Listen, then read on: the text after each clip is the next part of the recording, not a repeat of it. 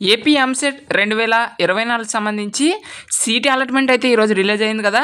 అయితే చాలామందికి no seat allotted అని అయితే రావడం జరిగింది. అసలు ఎందుకు వస్తుందని చాలామంది అడుగుతున్నారు. ఆ యొక్క ఇన్ఫర్మేషన్ తెలుసుకునే ముందు లైక్ చేయకపోతే లైక్ చేయండి. ఎందుకు వస్తుంది అనే విషయానికి వచ్చినట్లయితే, మీరు ఇచ్చిన వెబ్ ఆప్షన్స్కి మీకు వచ్చిన ర్యాంక్కి సూట్ కాలేదు. అలా ఆర్డర్ చెక్ చేస్తున్నప్పుడు మీరు 10 ఎన్నో వెబ్ ఆప్షన్లు ఇచ్చి ఉంటారు. ఆ 10 వెబ్ ఆప్షన్లకి మీ ర్యాంక్కి సూటబుల్ అవ్వలేదు. అందుకే నో సీట్ అలాట్ అని రావడం జరిగింది.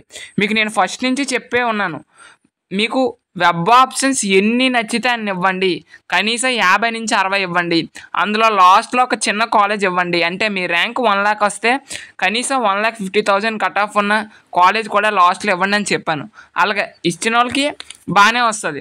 అలా ఎవరెవరైతే ఇవ్వకుండా 10 వెబ్ ఆప్షన్లు ఇచ్చి ఆ 10 వెబ్ ఆప్షన్లు మీకు సూటబుల్ కాకపోతే అలాంటి వాళ్ళకి నో సీట్ అలాటెడ్ వస్తుంది.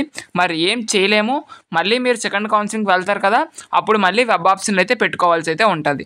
ఓకేనా? సో సెకండ్ ఫేజ్ కౌన్సిలింగ్ పెడతారు. అప్పుడు కరెక్ట్గా వెబ్ ఆప్షన్స్ ఇస్తే ఈ విధంగా నో సీట్ అలాటెడ్ అని రాకుండా ఉండడం అయితే జరుగుతుంది. ఓకే, ఇది ఇన్ఫర్మేషన్. ఇటువంటి ఇంపార్టెంట్ అప్డేట్స్ కోసం మన ఛానల్లో సబ్స్క్రైబ్ చేయండి.